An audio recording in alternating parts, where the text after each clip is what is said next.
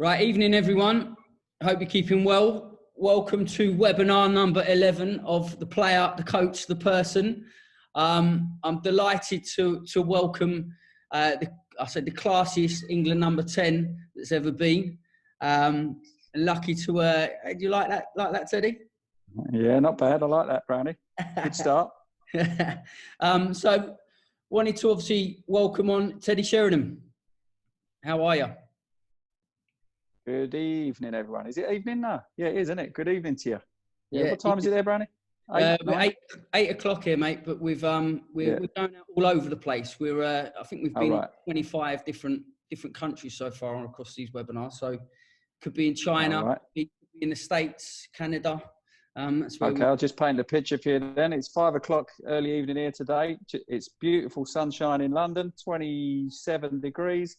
Had my game of golf and I'm ready for a chat. Good stuff. Well, I knew you'd be golfing. Knew you'd be coming off the golf course. Now everyone can play at home. How did you play today? Started all right. Yeah, not great today. I didn't really score great today, but work in progress, mate. You know how the golf is.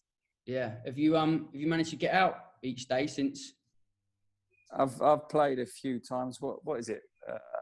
How many days we've been out of lockdown now since last Wednesday? I've played 3 or 4 times. So, yeah.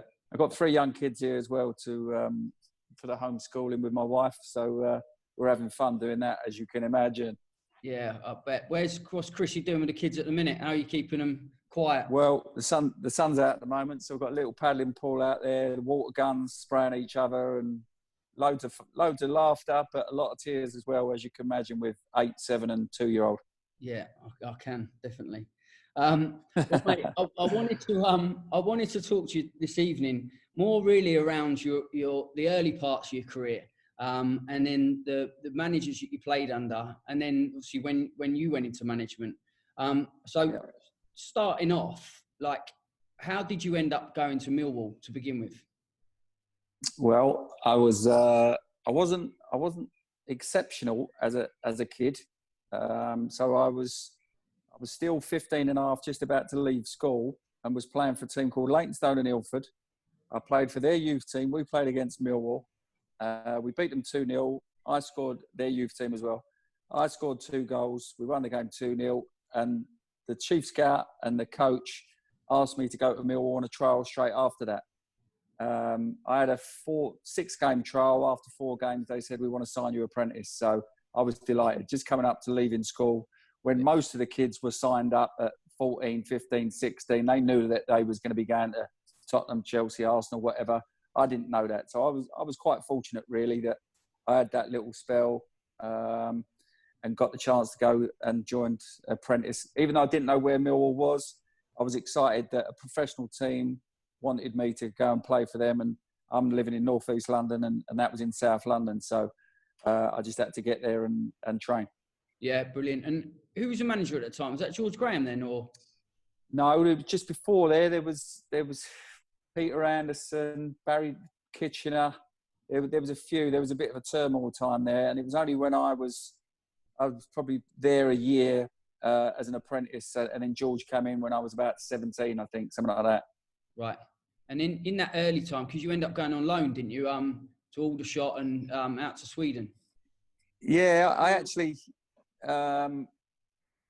made my debut at 17, scored a goal in my second game and thought, I've cracked it now. Towards the end of the season, I thought, this is brilliant. You know, I'm in the first team, I'm in the squad now.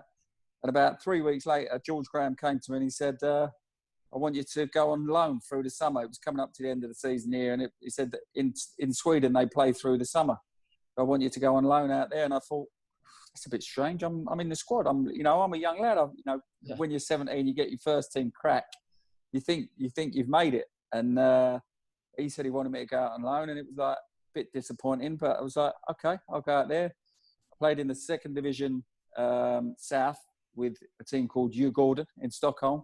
Big team now. And yeah, very big. They've always been big, up and down. Maybe get relegated, promoted.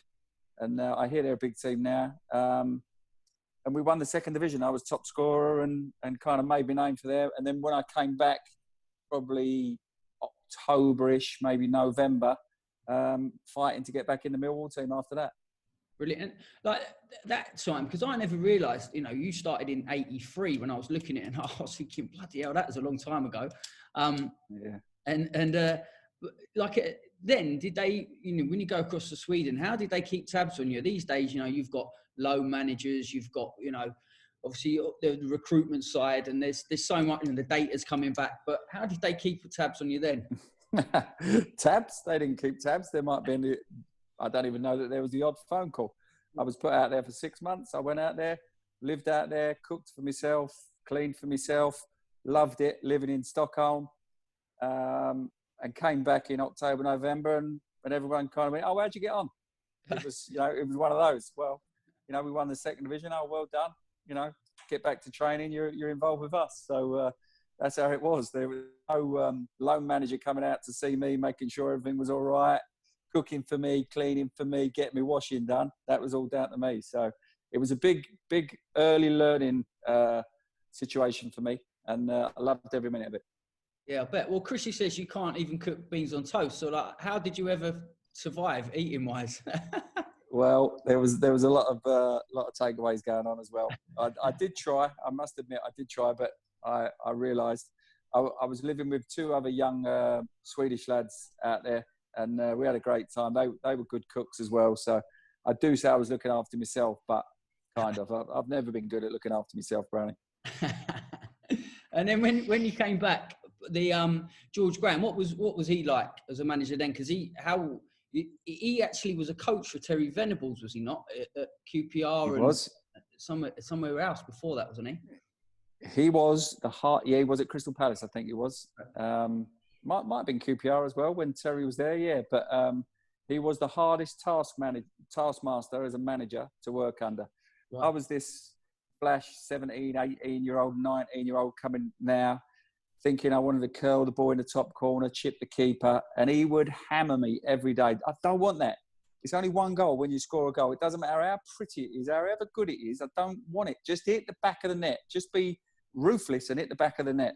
And I was like, and then I would try and chip the keeper again, and then try and curl it, and he would get on to me every day, and he just used to keep hammering me. Everyone used to say, "He hates you, doesn't he? He hates you."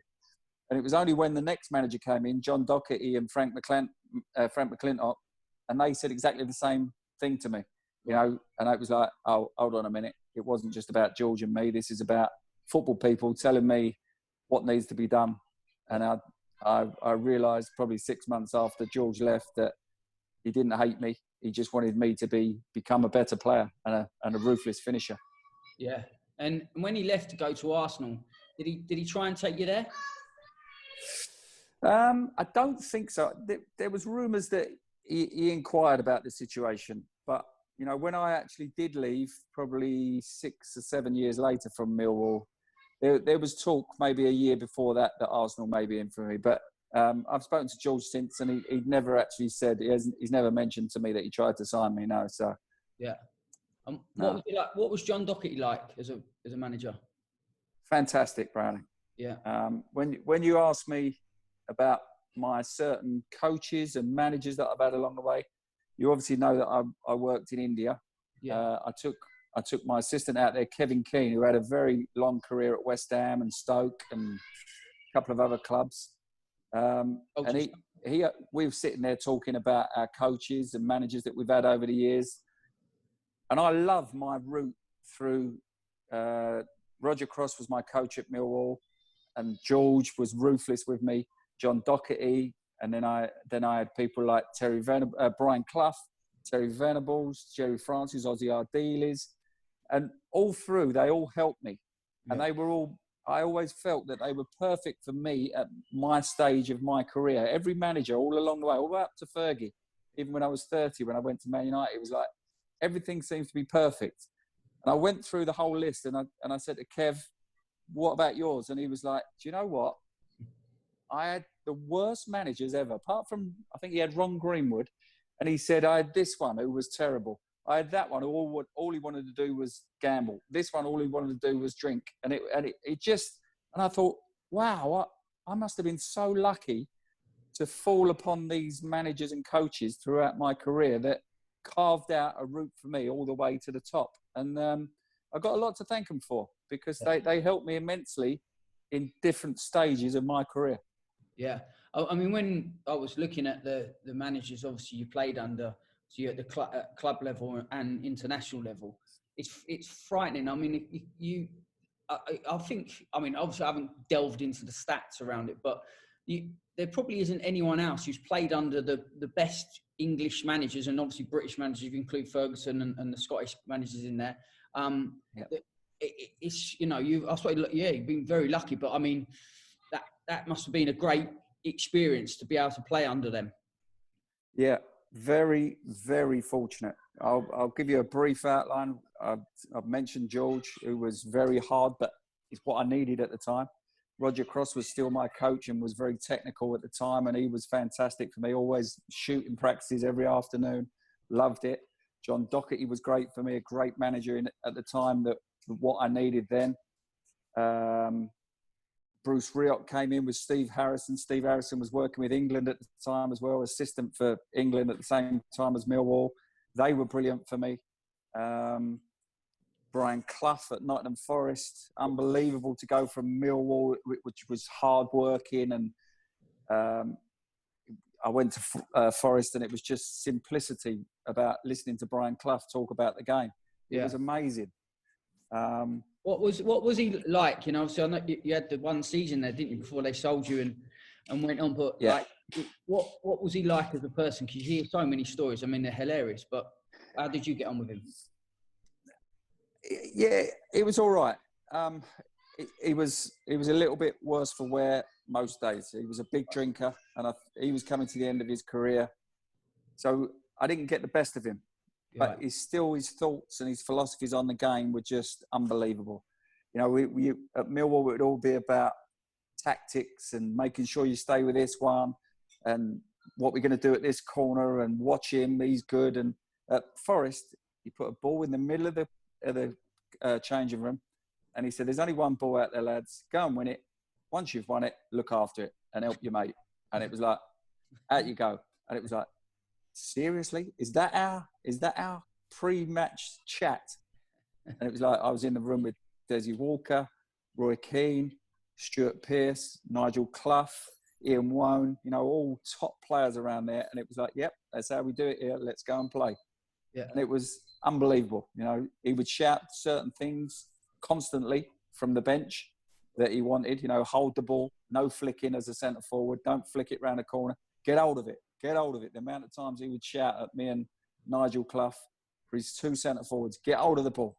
Get hold of the ball, and it would be drummed into you that was what he wanted. Get hold of it, lay it off, go and get in the box. Easy.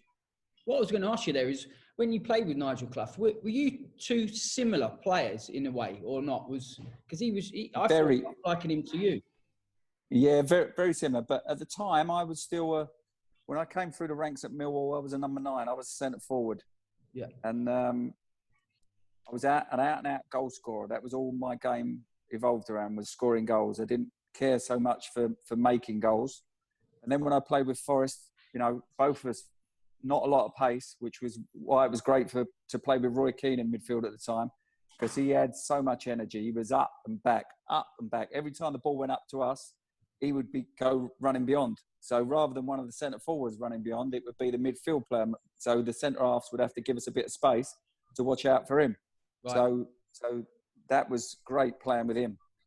But playing with Nigel, yeah, very similar, but very clever player as well. I mean, this was in the days when you used to be able to, centre halves used to whack you from behind, and they used to they could whack you as hard as they wanted. And they'd just say to the ref, oh, ref, first foul, we've only been playing 2 minutes, 5 minutes, and they'd get away with it. You wouldn't even be a booking, and you'd be lying there on a heap on the floor and thinking, have I really got to suffer this for the next 70, 78 minutes or whatever? And Clough used to receive the ball, get hold of it and get whacked. And he was a very, very clever player, very strong, very determined player, and could play the game as well. Yeah. What was the relationship there like between Nigel and his dad?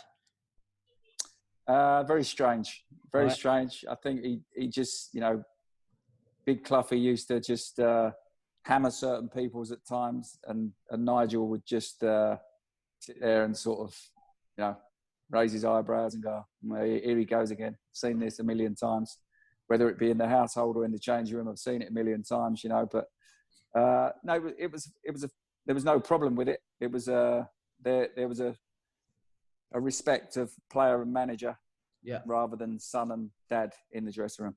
I obviously just seen that he's had to leave Burton, but I saw that, yes. Yeah, because he's not one that I would have thought would have gone into management in terms of how he seemed to be from a personality point of view.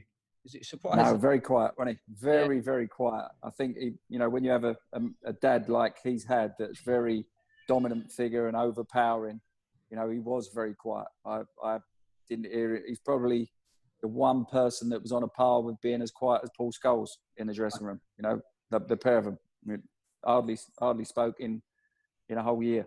Yeah. But as you say, he's gone into management. He's done very well as well. Yeah. And then when you went to Spurs, it was Terry Venables that took you to Spurs, was it? Yes, Terry Venables brought me back. Yes, there was a lot of speculation. There was talk that Tottenham might be interested in me before I went to Forest, but things didn't materialise. I think they had money problems at the time and still had money problems even when I went back there. But he pushed the boat out to get me to come back from Nottingham Forest after 1 year. And again, you know, the icing on the cake for me, I think I was 26 by this time, been playing 8, 9, 10 years maybe as a professional. And working with Terry, for me, was the icing on the cake. He had the finer details down to brilliance for me. He would explain things as a way that we would all understand, but then he would have a way of making us feel great about going out. And, you know, we would work on what the other team were good at, but then we would also feel confident about our abilities as well and couldn't wait to get out on the pitch and perform as well. So I loved playing. And when he became England manager as well, a couple of years later, just loved it. The best ever. Yeah, brilliant. And I mean, because I was talking about him, the first webinar I did with Seth Johnson, and he was at Leeds for the time where he came to Leeds. Right. I remember Dario O'Grady saying to me, I asked Dario O'Grady, who's the best coach he's ever seen? And he said Terry Venables. And Dario with Dave Sexton and the likes of that era that came through. But he said Venables by far. And Seth was saying that when he went to Leeds, that because Seth had been coached by Dario and you got coached at Crewe, that he loved it when Venables were there. But he said a lot of the other lads, because they've been used to kind of just putting on managers who put on sessions and put on five-a-sides and stuff, and they got proper coaching from Venables, so they didn't really kind of take to it, which I found a bit interesting. But obviously, as an English manager, you know, it's only really him and Bobby Robson, really, and obviously, I can understand that. Maybe, you know, I see him as the icing on the cake. I think he had ideas for top players. That's why I thought he was fantastic for England. You know, he had a way, I'll tell you about in Euro 96, when we played at different teams, he would give us different ways of maybe playing throughout, because he had a lot of leaders in the team at the time, a lot of captains. He gave us 2 or 3 different ways to adapt to a game whilst the game was going on, and left it to ourselves to maybe pick on which one we was going to use to adapt to the game, whoever we was playing against. Because I've always likened international football to a game of chess. It's, you know, if you move here, he moves there. If he moves there, he comes back. It's not just lump it up, get a flick on, run through, use your body strength and score a goal. It's a little bit about moving people out of the way, moving them into positions, getting them, bringing one here so that the next one can go beyond. You know, all different movement all the time. And Terry Venables had this way of explaining all these different things to us, but without confusing us, you know, because you could say that to a lot of footballers. We're not the cleverest bunch as renowned. And if you say too much to a lot of footballers, it all gets too confusing. Oh, what are we doing? Which one are we doing? You know, but if you explain it to top footballers, which playing for England was we all kind of took it on board and understood it and was on a level with what his brain was thinking. And it was a wonderful way that he had of getting all this across for all of us to understand it. Yeah. And when he, so did he go to England then from Spurs, and then is that right? He got the sack from Tottenham. He had his problems with Lord Sugar. Yeah. And then got the England job after that. I don't think he went anywhere after that. Yeah. I think it was probably a year later that he got the England job. Yeah. Yeah. And during that time then, which managers did you have at Spurs after Venables? So Venables got the sack, and Ozzy Ardiles came in. And again, what a man! What an absolute legend of a man! Right. Not just one. He'd won the World Cup with Argentina in '78, and he just had a fantastic way of making me feel. I knew there was going to be problems. I always remember he got us all into the kitchen area at one time where we used to have our breakfast in the morning. And there must have been 40 players from first team to reserves to youth team all around, all the staff in there.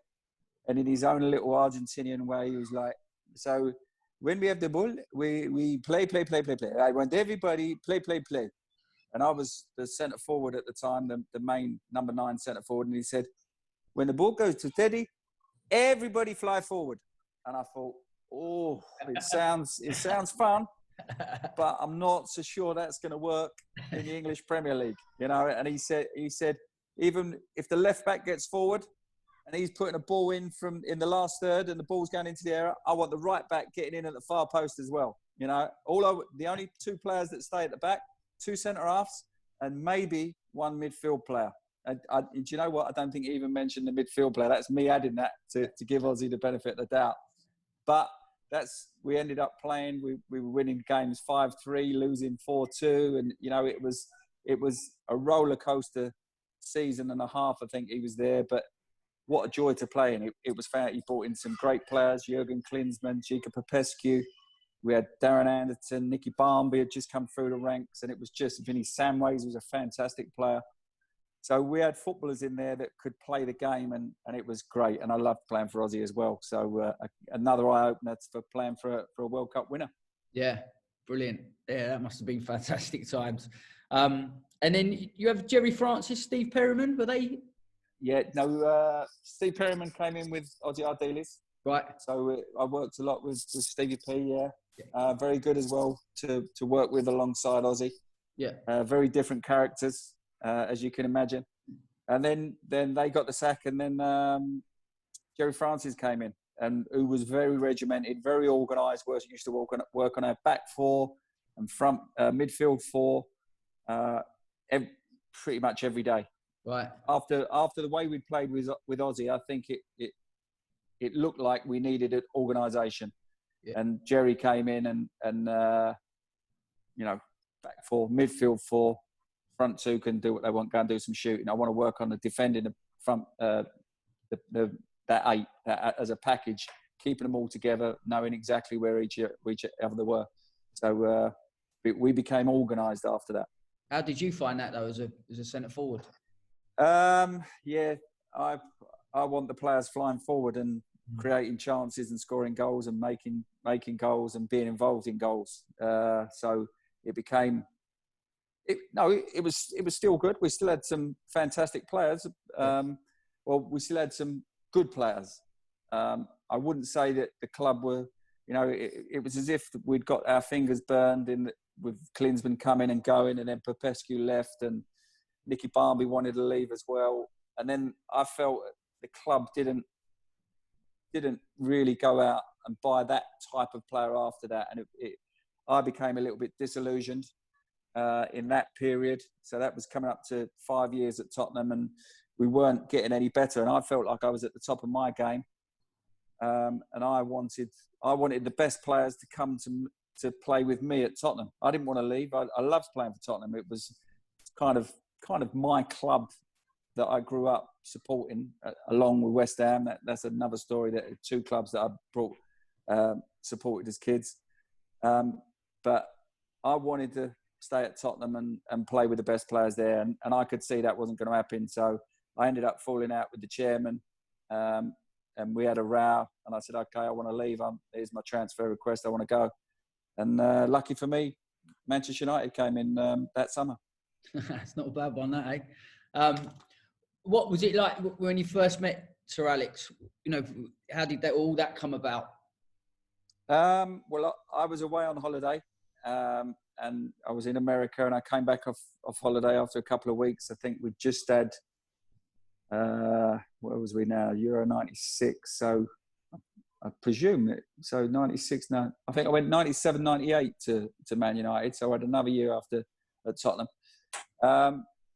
Been away on a couple of weeks. My transfer request was gone in, and my dad had left a message on the answer machine for me that Ted, look, give me a call quickly. So I phoned him. I said, what's happening? He said, Tottenham have agreed a fee with a club in England. You've got to go and speak to him. I said, oh, who is it? Who is it? And he went, oh, have a guess. I said, well, is it Newcastle? That, you know, there was a bit of speculation. He went, no, have another guess. And I went, is it Liverpool then? There was a bit of speculation. He went, no, better than that. And I went, not Man United. And he went, yeah. And I went, you're joking. He said, yeah, you've got to go and speak to him this afternoon and fly up to Manchester. And by the same time, the next day, I'd signed for Man United. So, but actually, I went up there with my agent and spoke to the chairman. And he assured me that the manager wanted me to sign for Manchester United. And after all the negotiations, once all the money situation had been sorted out, I said, okay, before I actually sign, I want to speak to the manager.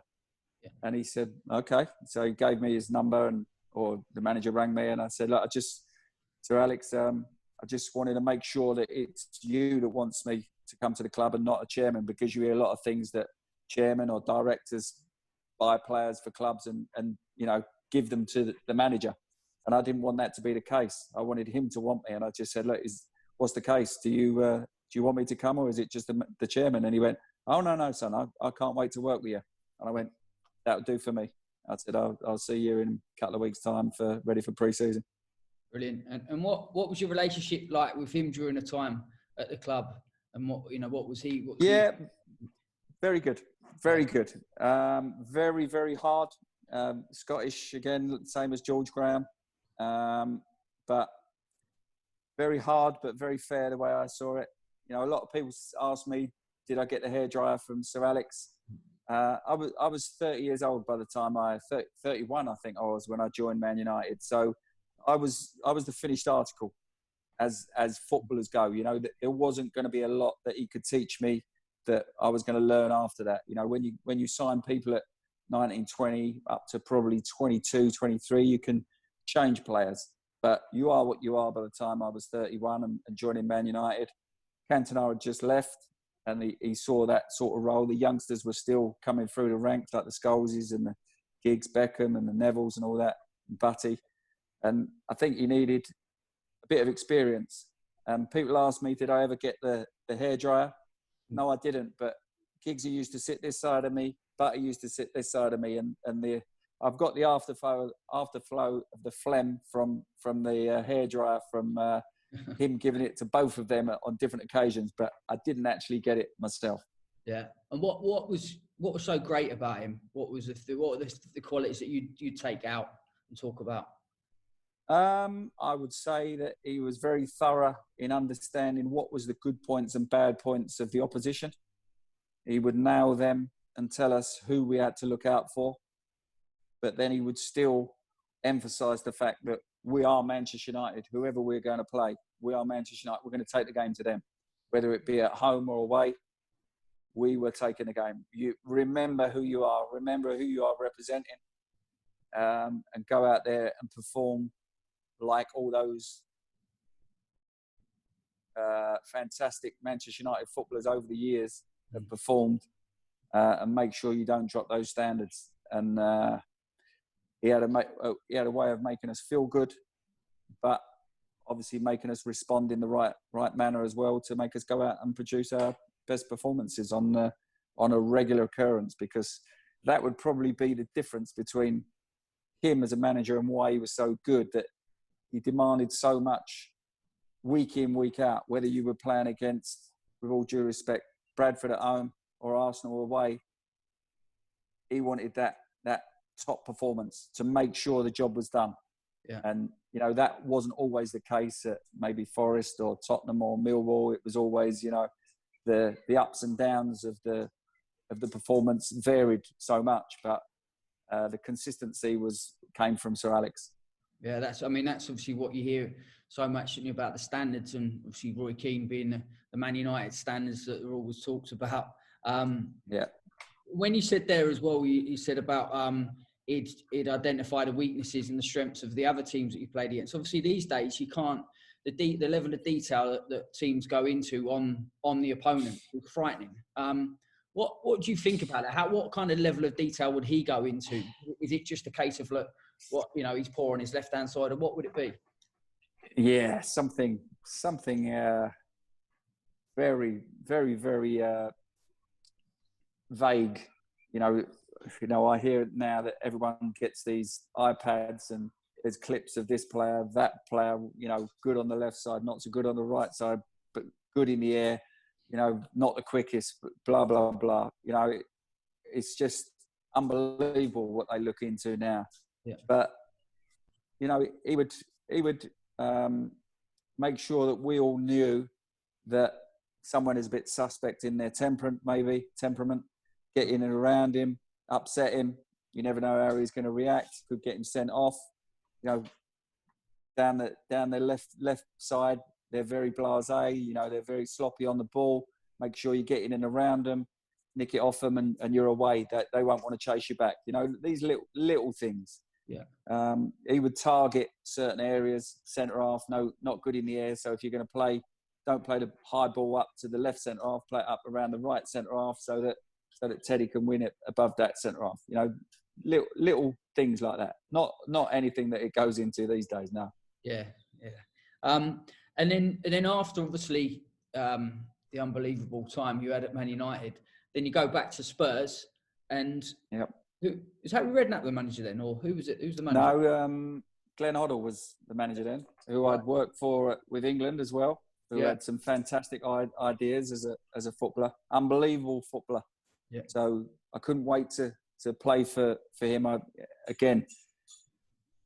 was a West Ham supporter as a kid, but then I played for Tottenham as a 14-year-old, but got released by the time I was 15. In that time between 14 and 15, I became a Tottenham supporter because used to play for Tottenham youngsters in the morning and then get tickets to watch them in the afternoon, free tickets to watch Tottenham in the afternoon. Yeah. So I used to get there early to watch Glenn Hoddle warm up. He was so graceful. He's 6'3", 6'4". He's a big man, but his skills were sublime. The way he caressed the ball, he could make it spin anywhere he wanted. Do you know Glenn Hoddle, Brownie? Have you seen much of him? I've not, and I haven't. To be fair, I've never. No. Get the videos, mate. Yeah. He's like nothing else. I can't pick a player. Sorry, I've seen. I mean, I thought you meant, do I know him? But no. Oh, right. Yeah. No, just a real special player. I'd say Pirlo, maybe. You know, the Italian Pirlo. Yeah. He was probably the closest you would get. But I would even say he was better than him. What he could do with the ball, and that's some acclaim. That is. Yeah. So I loved him as a footballer, and then working with him with England, realised how good he was and his tactics and an understanding of football. Played in England, played abroad as well, played in France. So we had a good understanding of foreign football as well, European football. So when he wanted me to go back to Tottenham, I could have stayed at Man United for an extra year. I've been there I signed for 3 years, then signed an extension in the 4th year. And Sir Alex wanted me to sign for a 5th year. Yeah. But Tottenham wanted me to go back to White Hart Lane.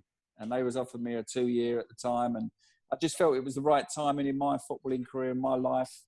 I had how old was I then? I probably had a 12-year-old boy that I wanted to go back and see more of back in London and still enjoy my football. So that was the decision I made to go back and do that.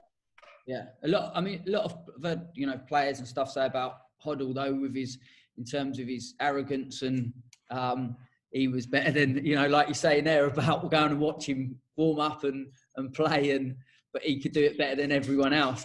There was a bit of that. Was there? Yeah. Yeah. I don't like to touch on the negative side of people, but there was a touch of that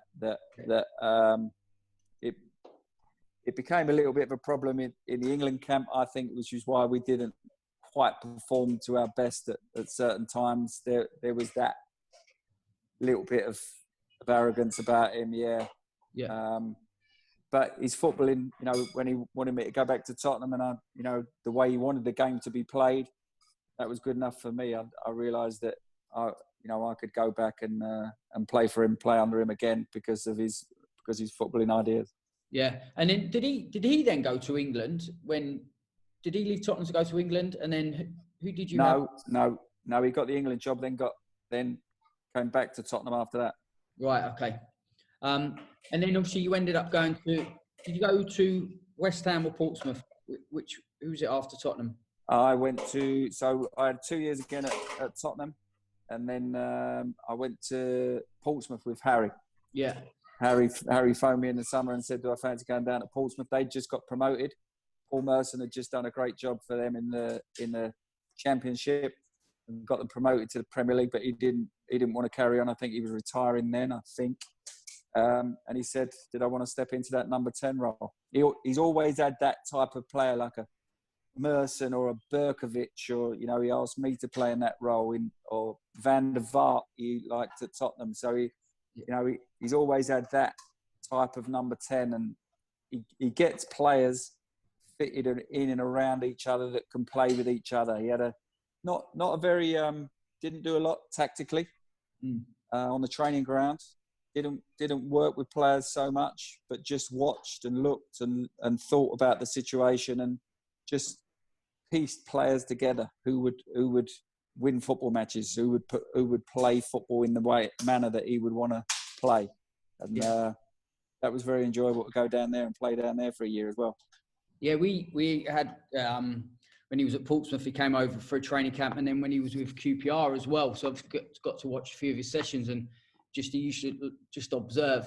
I remember one day he's gone absolutely bananas. He was quiet all session, and then he stood on the far side and on the halfway line, and then the session's going on. They're playing like 11v11, but like box to box, 11v11, and then next thing he's just gone crazy. He starts screaming and shouting, effing and blinded. Lua, remember him? Yeah. I played with him. Stay on side, yeah. Would you effing stay on side? Said you've done nothing apart from run offside. Went bananas, and that was it. That was the only thing he said the whole session. He was brilliant. Really?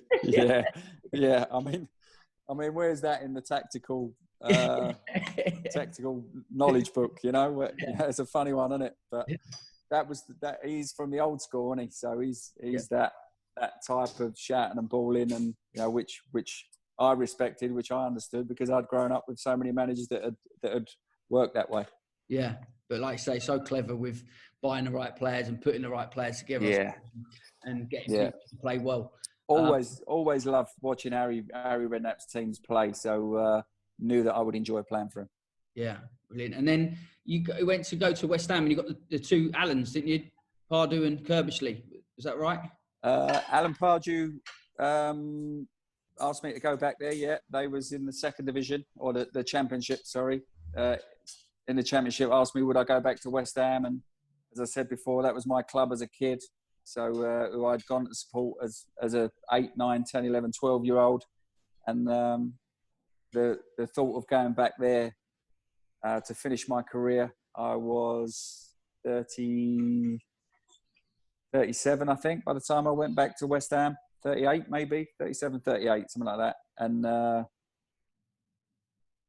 was dropping down a division to go to the Championship, but I liked what Alan Pardew had to say, and I liked what he was trying to work on, and we went back there, and we got promoted from the Championship that season. I became top scorer at 37, 38, whatever it was, and loved my year there, and ended up having 2 more.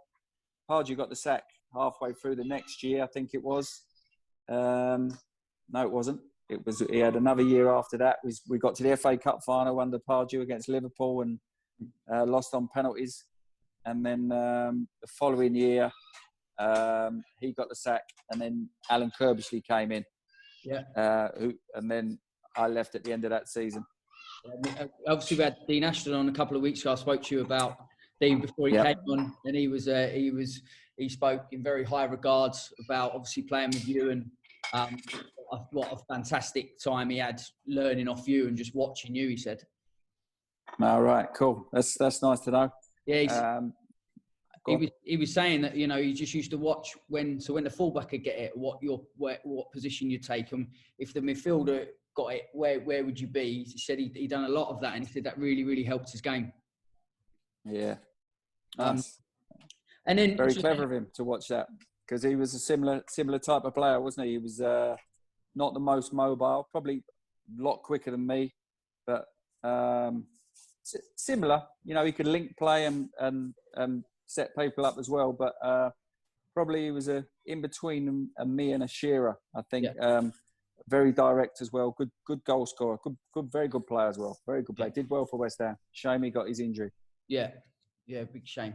And then you ended up at Colchester, and then how was that? Like, obviously you were 41 then, and the manager was Geraint Williams. Geraint Williams. Yeah. Yeah. What was it like for him going with you coming in, Teddy Sheringham, at the age you're at? How did he deal with you? He dealt with me very, very well. He had a lot of respect for me. I had a lot of respect for him. The way he worked with things.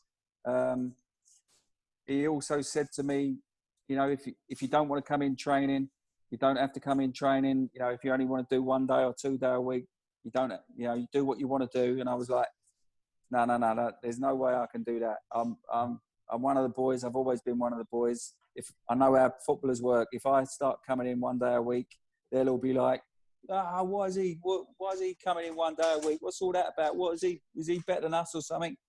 And, you know, it becomes a problem with team bonding. And I didn't want that to happen. I never wanted that to happen. So I was always in and on time and doing things the right way, the way I see it. And it was a shame because I'd seen Mark Yates, Kevin Watson and Johnny Jackson, 3 lads who I'd played with, who were young lads at Tottenham, and they was at Colchester at the time. And I saw them in the summer and they said, why don't you come to Colchester? Why don't you come up there? And it was like, well, these 3 lads, they're great players, you know, like lovely players. I'd love to go and play with them. And it came about, and my agent rang me and he said, do you want to go up there? And it was like, yeah. And it was such a shame because Kevin Watson done his calf in the second game. Mark Yates done his shoulder in the third game, and Johnny Jackson ended up playing left back because we didn't have enough cover. So, and it became a long ball sort of game. The players that I went there to play with, because I thought under Geraint, he explained to me what type of football he wanted to play for that season. So I thought it would be great for me to go and play with Yatesy and Kevin Watson and Jacko, and it would have all gelled nicely, but it didn't come to fruition like that. And all of a sudden we were playing long ball and fighting, and then we had a tough time as well. And when you get down the bottom of the division, it becomes a lot harder as well, and didn't really pan out that in the way I'd envisaged, to be fair. So disappointing time at the end of my career to end up getting relegated with Colchester. It definitely wasn't planned the way I saw it. Yeah. Well, you had a good few years before that, mate. Some career that unbelievable. And they're just touching on the England managers before we talk about your time in management. Did you play under Graham Taylor? I did. Graham Taylor gave me my debut. Yeah. Yes. 93. Yeah. And Kevin Keegan as well, did you? Because obviously Venables and Sven and the managers you had in that period. Yeah. So Graham Taylor, Terry Venables, Glenn Hoddle, Sven, Howard Wilkinson came in for one game as a interim manager, and then Kevin Keegan. So again, lots of different managers again there. Yeah.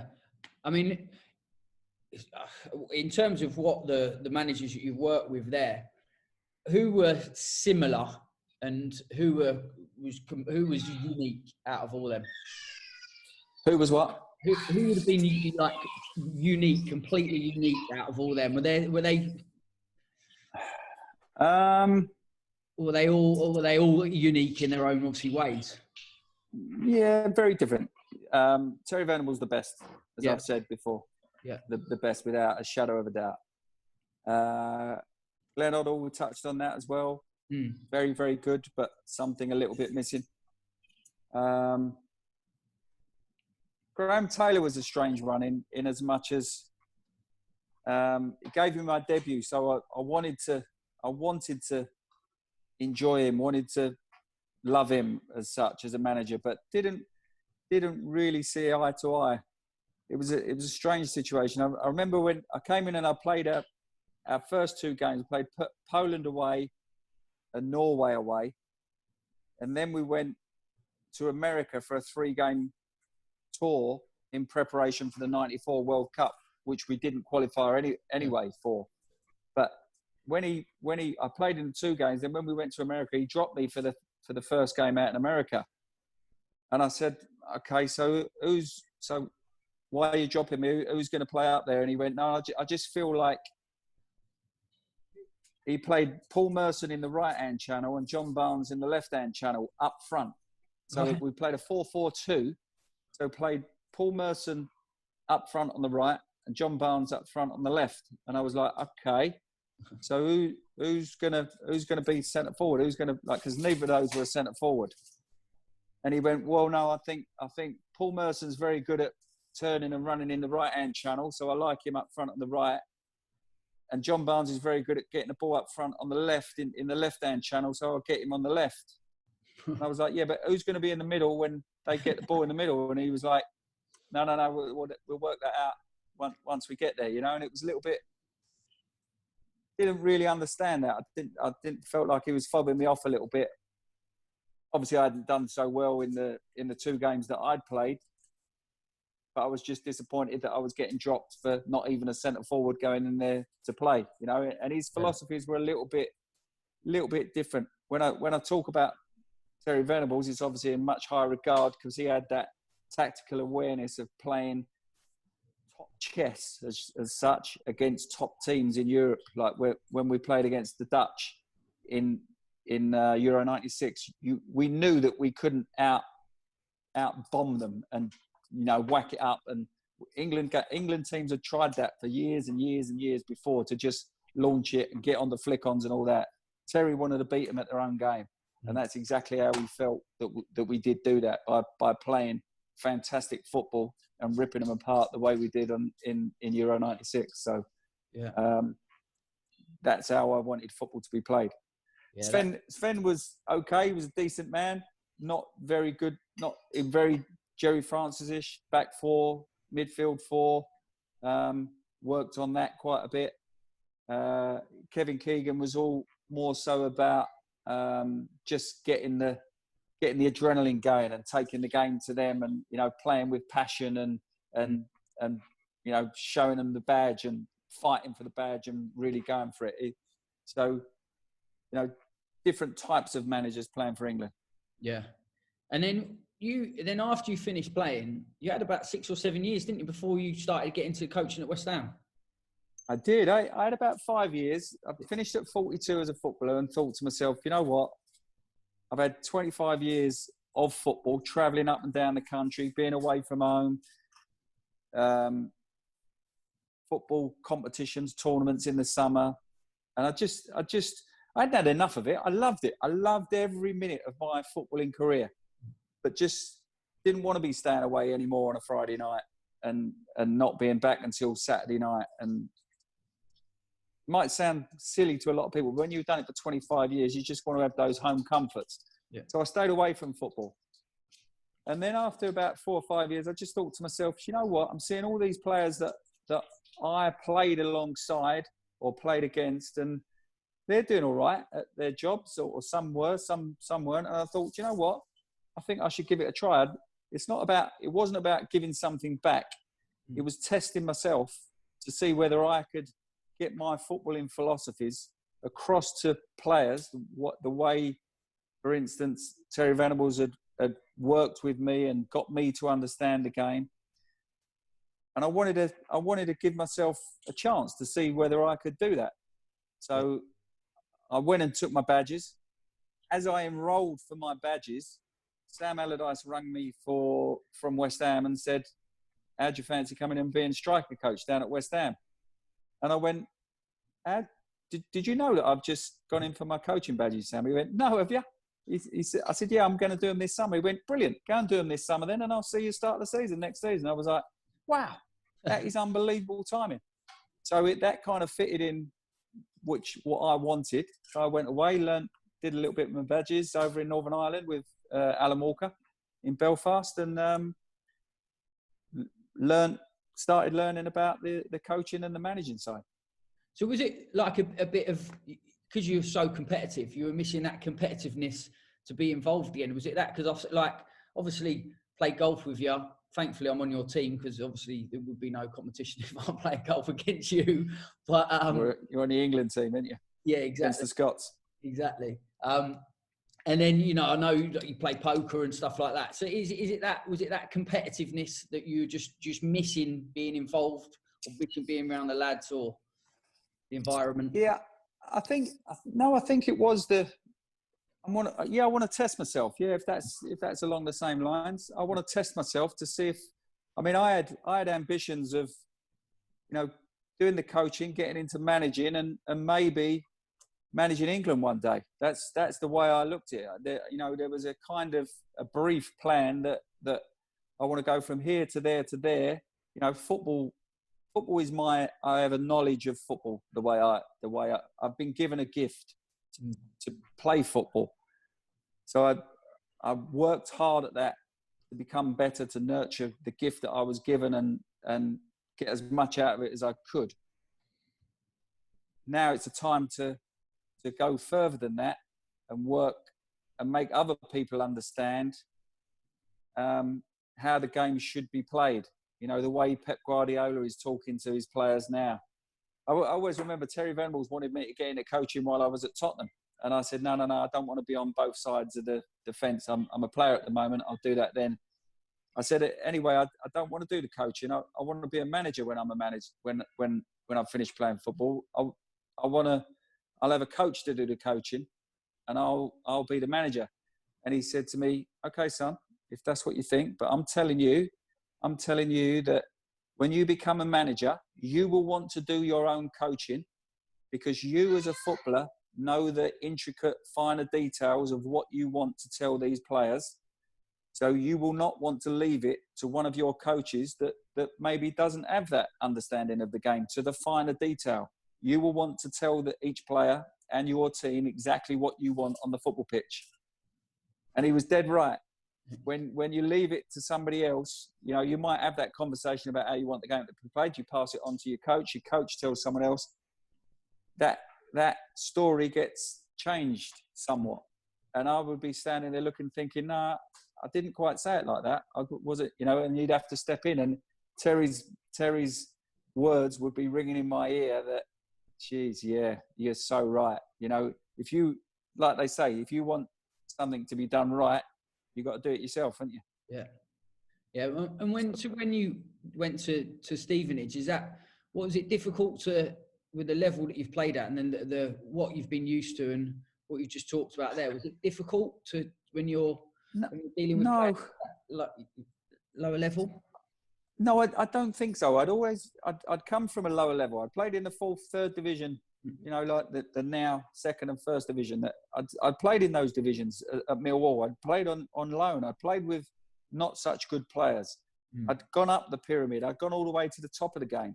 I'd come back down the other side. I'd come back. I was good at liaising with brilliant players. I was good at liaising with not so good players. I could see a player, see what was good in them, see what was not so good in them. So I was good at gelling with different types of players, good or bad.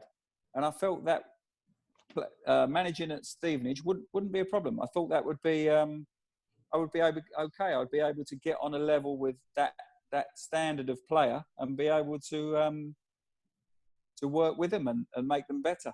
Yeah. The main thing for me as a football manager, even going from a footballer to a manager was a big jump. But I went on the coaching and did the year with Sam, and he brought me into the office and told me bits and pieces.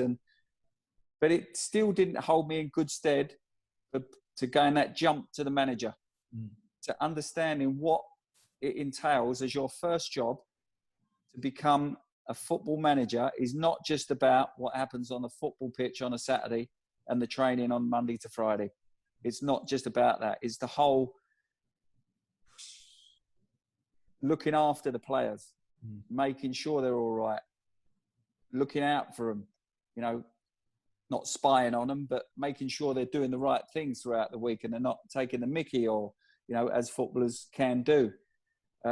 Making sure the training ground was in good shape. You know what? I didn't think all these things were the manager's job.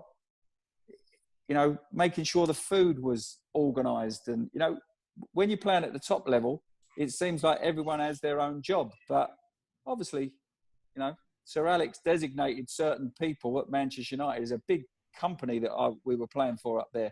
He would designate certain people to do certain jobs, but it still fell back on him. If certain things weren't being done right, it would come back to him. And I didn't realise that as a first-time football manager, and that kind of took its toll on trying to understand what entailed being a football manager, as well as getting results on a Saturday. Yeah. How did you enjoy it? Did you enjoy it, or did you actually talk about India in a moment? But like that experience. Yeah, I loved it. You take it personally more so when you lose games. But we had a couple of little spells where we went 4 or 5, 6 or 7 games unbeaten in 2 little periods. But we also had a couple of periods where we lost a lot of games as well, you know, and didn't win many points. And the highs and lows between that two are very different as a footballer, because as a footballer, you keep yourself on a level. You know, okay, I'm not a fantastic player. I'm a good player.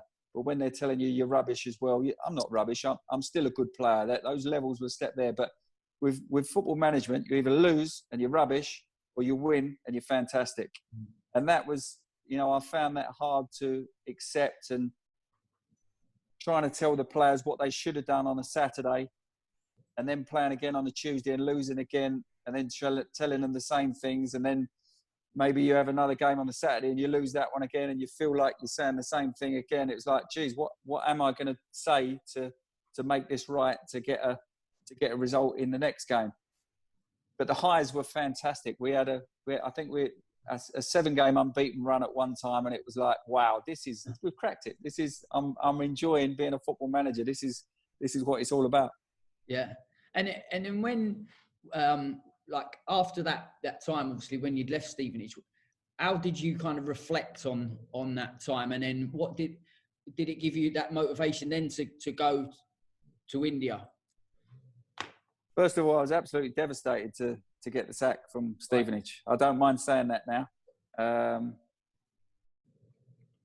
I was in a not in a bad way, as in I'm going to kill myself or anything, but in a bad way, as in I'm absolutely gutted. We was 22nd in the division, but we had, the way I saw it, we had no way of getting relegated. We was miles away from getting relegated, and I was just, you know, as a first season, I think if you get through that first season, you know, things get better after that. Your understanding is better. You get players in that you want the next season, and it becomes easier. But I never got over that period. And to say I was gutted is an understatement. And it took me a long time to get over it, I must be honest. Right. When the opportunity, obviously, with India come around, how long afterwards? I can't remember how long it was. I think it was probably, it might have been 6-8 months afterwards. And when I was thinking, do you know what? If I can't do it at Stevenage, no one's really going to asked me to be their manager again. That's the way it is. You have one chance. To be honest, I heard Gary Neville talk about it, and it's like you have that one experience and you become a better manager after that, whether you've got the sack or not. But the feeling from outside that people look at you and go, oh, he couldn't even do it at Stevenage, as if he's going to do it at somewhere else, then he ain't good enough. But the experience would have held me in good stead to take another job somewhere in England. But that's not the way it's looked upon in the football world. Yeah. So when the chance came up to go to India, it was like, you know what, I could really fancy this. This could be really good. And I got a good group of staff with me to come out to India. I could take an assistant manager, a fitness coach, and a goalkeeping coach as well. So there was 4 of us went out there as well, and I thought we really had a chance. I think things went against us a little bit. I know every manager says that things didn't go according to plan, but things didn't go great out there, and ended up losing my job out there as well. So very disappointed again to lose that. That time you spent there, what did you? I mean, obviously, I came out there and watched a couple of games and what have you, and we had the training camp over here in Dubai. But how did you find it living over there and experience? Yeah, I enjoyed the experience. If I wasn't going to go over there and enjoy the experience, then there's no point in me going. So the optimism side of me was there to go over and enjoy it. I was looking forward to it. The whole country is very, very different to what I've known getting brought up in England. But you see some very, very unusual things on the streets of Calcutta. But you learn to live with it. You get on and you do your bits, Obviously, they're way behind European football over in India. It's, even, the training grounds, the dietitians, the standard of football, that they haven't played football like we have growing up from 5, 6, 7-year-olds all the way to 15, 16 and then go in. They don't have that body mass of muscle that we've generated of kicking thousands and thousands of balls. They don't have the understanding. It's as if they've come out of school at 16 and they've been given he's not bad, he can play football. They don't have the access to go and play football in the streets and in fields and all that. They just don't have it on a regular basis. It's like there's little dens that they can play in, like 20 foot by 30, 20 yards by 30 yard little fenced off areas that they cram into, these places in India, which make it very hard for them to become footballers as youngsters. And they don't have players that have played there that are passing on their knowledge like we have over the years, and the coaches and all that. And all the standards were down, and it was hard to work with the Indians and the 8 European players that I could take over there. The difference between the 2 standards of players was unbelievable. Such a gulf between the 2 standards of players. Yeah. So it certainly was. And then, if looking back now, would you have gone and done it differently in terms of going to Stevenage rather than maybe staying at West Ham and getting an assistant job, or is it that you wanted to be that manager, and that was it? I think I had to give it a chance because I'd played so long into my career and finished at 42, then had 5 years off. I don't think I could really have gone down the route of being a coach for 3, being a youth team coach for 3 years, then a reserve coach for 3 years, then a first team coach for 3 years.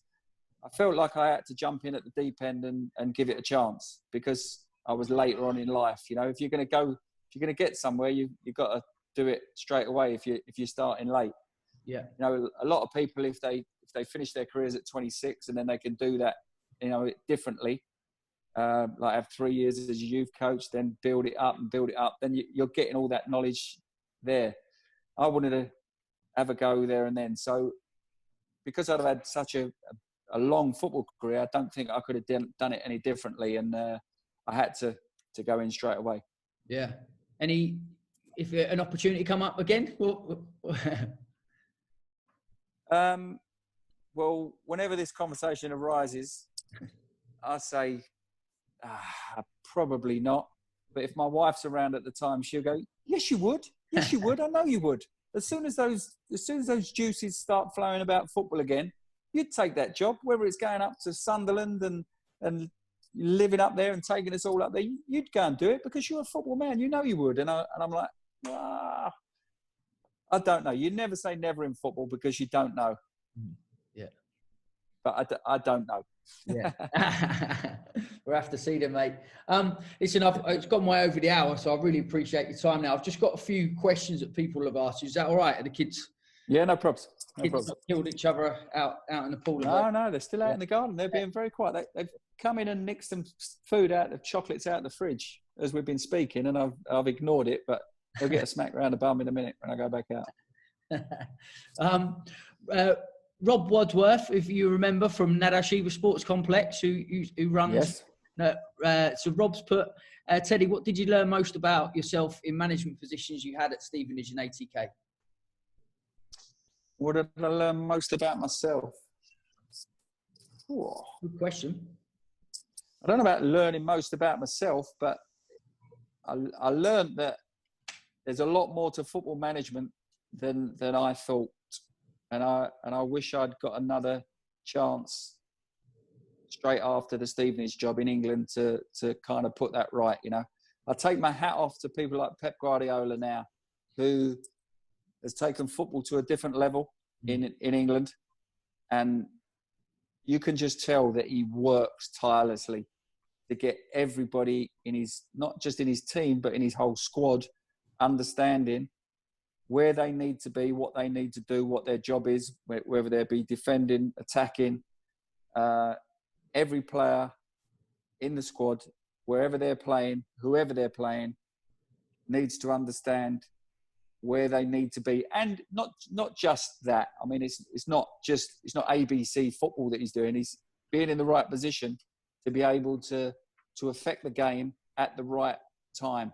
You know, I had that as a player, being in the right position at the right time, you know, but getting all 11 players on the pitch to understand where they should be to counteract or to be in the right position to affect the game at the right time at every minute. You know, as soon as the ball changes position, everybody should be changing their position, you know, and a lot of the time the ball goes from centre half out to the left winger and your left back hasn't moved an inch, and that's not right. You know, so Pep will go and get that left back and he will pull him 15 yards round behind the left centre half and say, you shouldn't still be out there. If that ball goes from there out to there, you need to come around here, get in here and protect that area. If it goes back out there, you go back out there and then you move accordingly. Every time that ball moves, your players should be moving accordingly if you're defending or, you know, if you're trying to stop the other team attacking.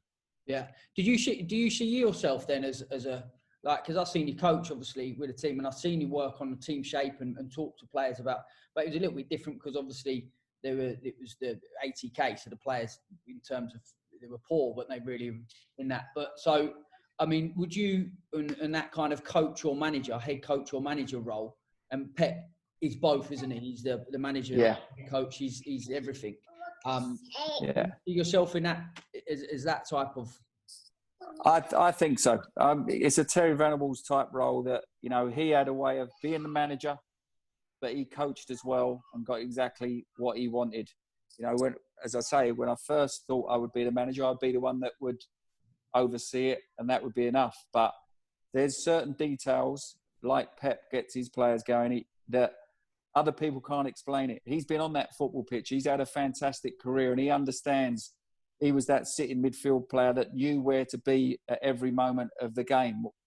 He would be standing on the pitch, and there's certain players in a football pitch like wingers, for instance, that are away with the fairies a lot of the time.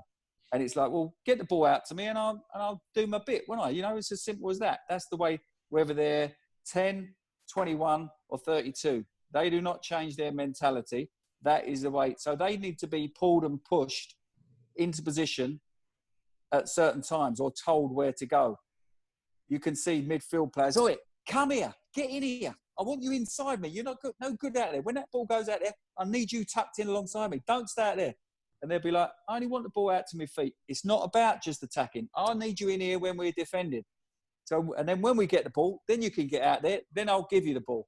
So it's all understanding and making other people understand. I feel like I have that ability about football to be able to tell that to certain players where they should be and where they shouldn't be at certain times. Yeah, brilliant. And I know the kids are pulling around there, so I could be quick because there's loads of questions, but there's no chance. No, go on. You're all right, mate. If you've got time to carry on, we're good. All right. Yeah. Okay, mate. Brilliant. Your good friend Ian Houlihan's been in touch out in Singapore. Has he? Yeah. Has he? He's already got questions in prior, and I've seen him on the board as well. He's put, "What was your favourite team to score against and why?" Oh, he knows this answer. Being a Tottenham man, yeah, I used to love scoring against Arsenal. Yeah. Just used to love it. Scoring goals in front of that North Bank down at Highbury was used to. Whatever team I used to play for, I used to kiss the badge, and I knew it used to infuriate him. And they'd be like, "Yeah, they did it when he did that when he played for that other team. He loves them all, then." No, it wasn't just loving them all. It was about scoring against the arse. Yeah. And he's put, "How did you feel when you scored 2 goals and then the manager was substitute for a rest?" I mean, say it again. He's put, "How did you feel when you scored 2 goals and then the manager would substitute you for a rest?" Does that happen? Well, that was Euro '96 when we beat Holland 4-1, and I'd scored 2, Shearer had scored 2, and we both got subbed for a rest, and it was like, what? I want to score me hat trick, and I know Al did. Yeah.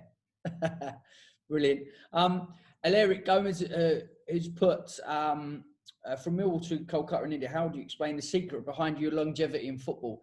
And today, if you look at players who pay a lot of extra attention to their fitness levels, like Ronaldo, for example, are you convinced that they can last as long competitively?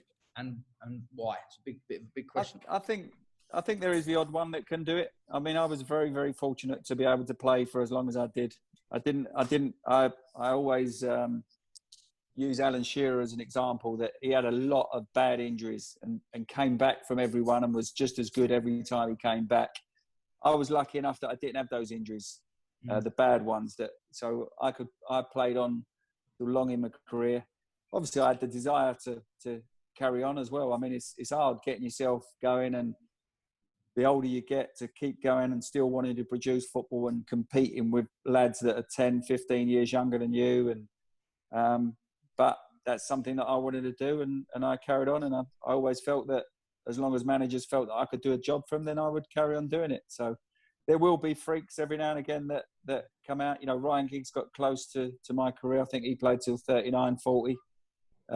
There's every chance Ronaldo will go on till, I don't know, what is he now, 32 would he be?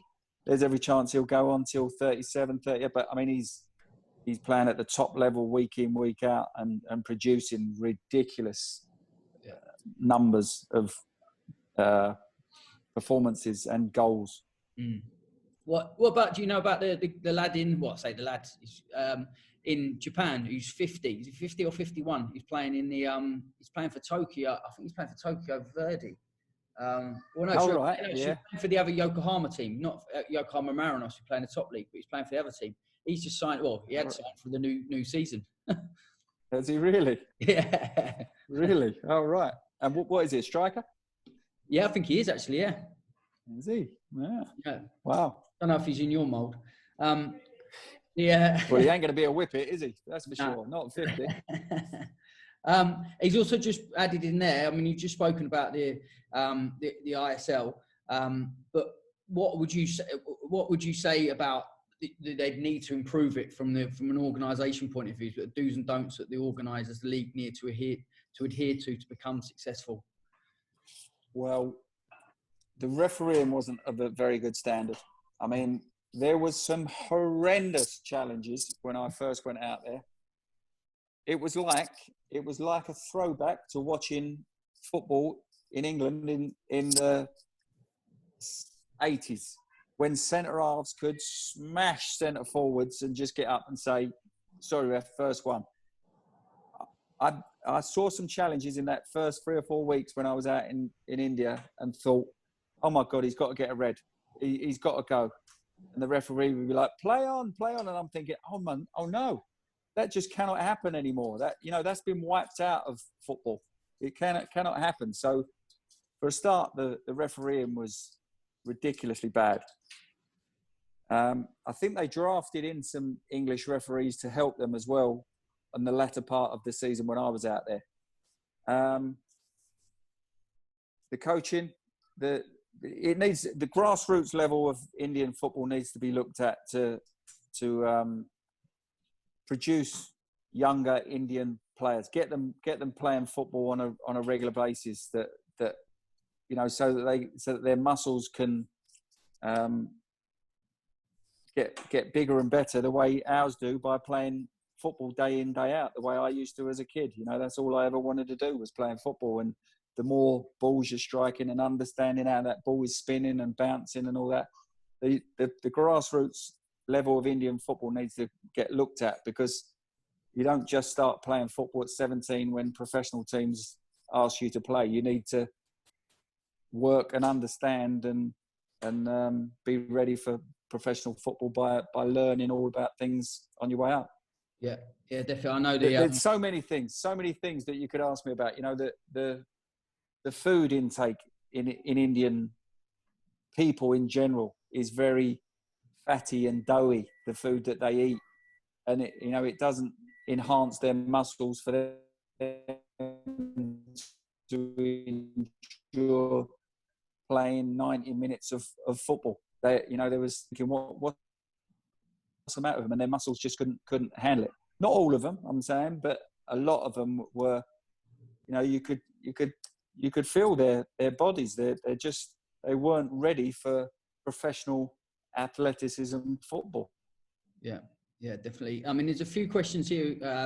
James, out here, James Hussey from MVP. He's asked, what is the most memorable player you played with and against? And I think we've had that somewhere else as well. Yeah, Paddy's asked that as well.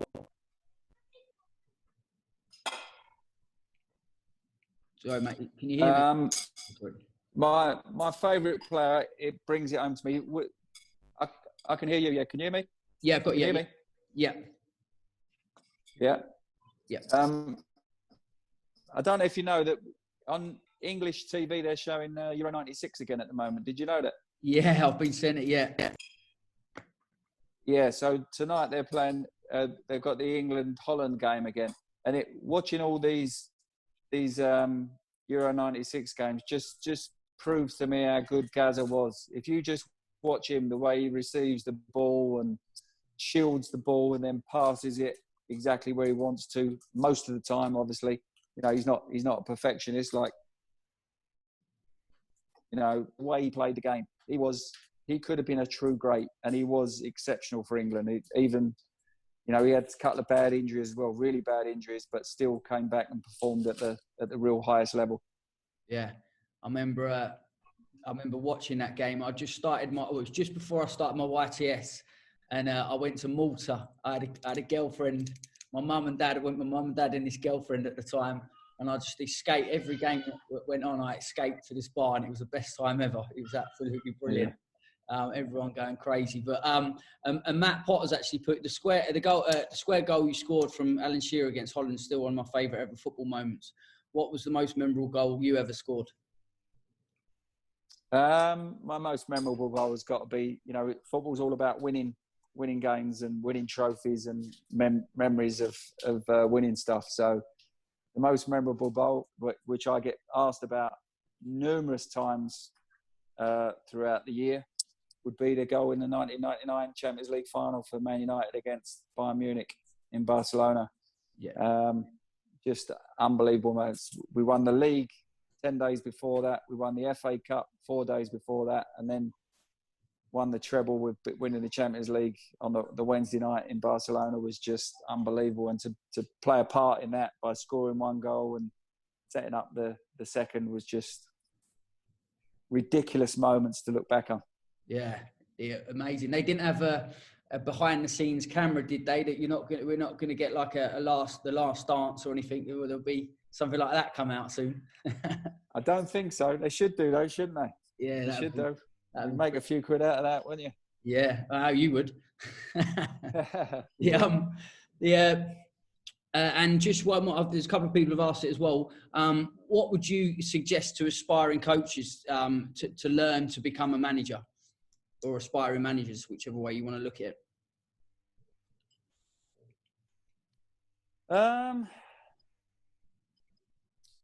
Aspiring managers. I'll tell you a good one that you don't have to delve too much into.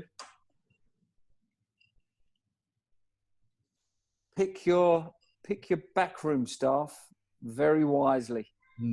Make sure you trust the people around you that you are taking with you.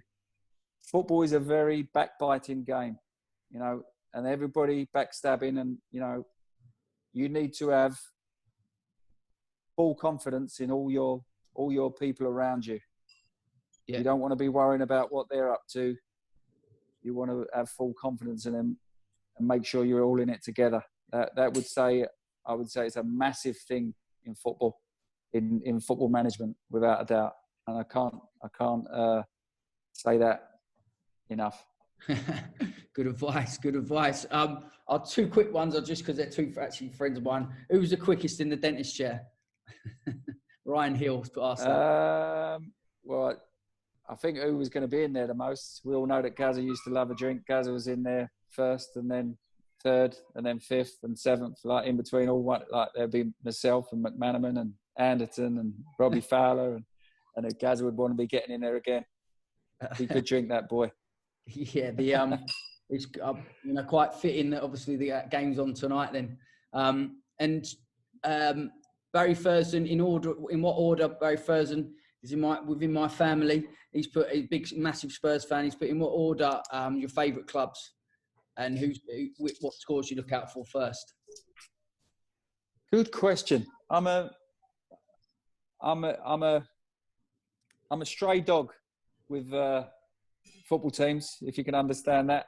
There's no, after all the teams that I supported as a boy growing up, West Ham and then Tottenham, very unusual, I know, and then playing for Millwall at 16 was a very unusual upbringing. All the teams I've played for, there's not one particular team that I look out for. I feel like they're all in different positions in the leagues and that. Millwall are doing well in the Championship. I want them to do well. Forest, I still love. They're doing well. I had a great year up there. I loved my time up at Nottingham Forest. West Ham as a kid, I still look out for them. Tottenham, I played for as a 14-year-old, but then got released and then came back and was a big money signing for them. I look out for them.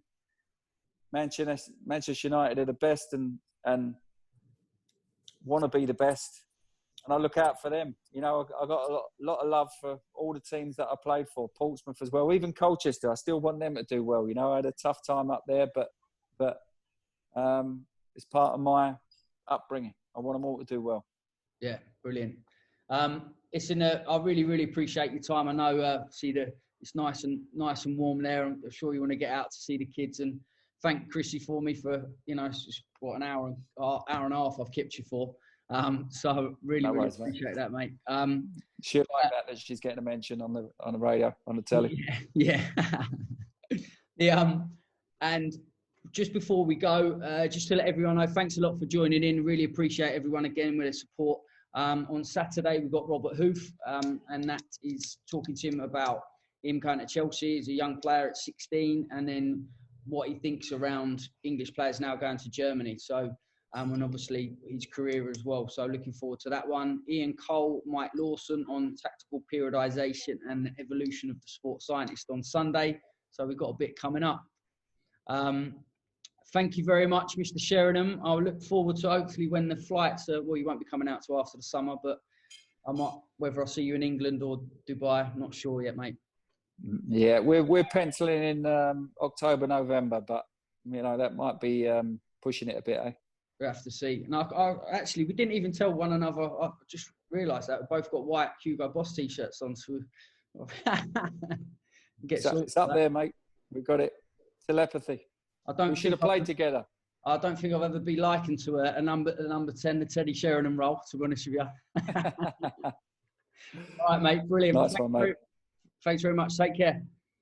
Cheers, mate. Nice to speak to you. See you later. Bye.